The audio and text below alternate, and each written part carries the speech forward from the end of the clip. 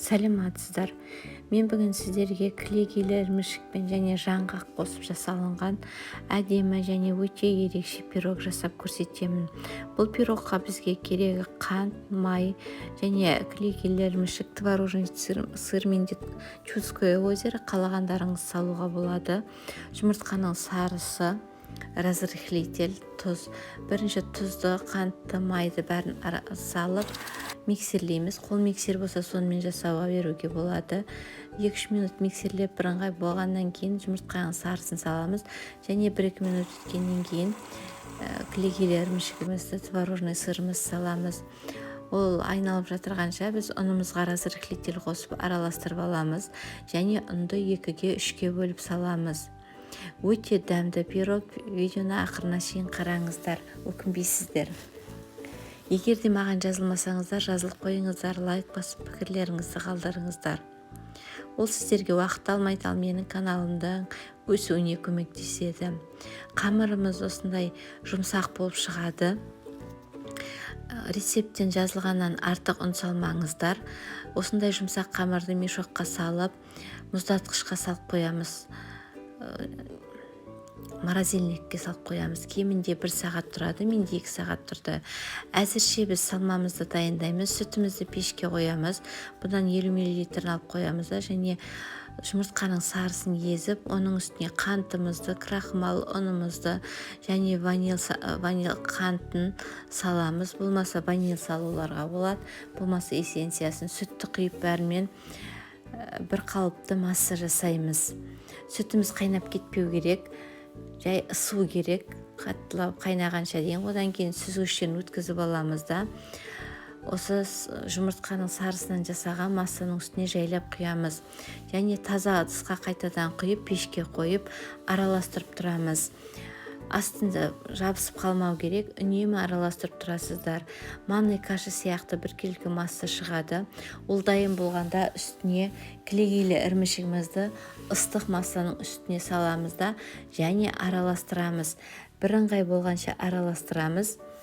Одан кейін оны суық басқа ыдысқа салып аламыз. Дайын болғаннан кейін осындай етіп салып аламыз. Себебі кастрюльде тұрса ары қарай жабысып қалуы мүмкін түбіне. Сосын осындай погруженный блендермен жасап алсаңыздар, біркелкі өте нәзік болып шығады. Сінде анамна қалған түйіршіктер болса бәрі езіледі. Одан кейін пищевой пленкамен бетін контакт дейді ғой, тигізіп жауып қоямыз осылай бетіне. Бұл қатты суы керек, әбден суы керек. Әзірше жаңғақтан салатын салмамызды дайындаймыз. Менде миндальный слайсы, одан кейін асқабақтың шемішкісі, дробленый орех, жер жаңғақ және грех жаңғағы. 4 түрлі, бәрінен 200 грамм болады. Өте түс әдемі береді. Жасыл, ақшыл болып, қоңырқай болып.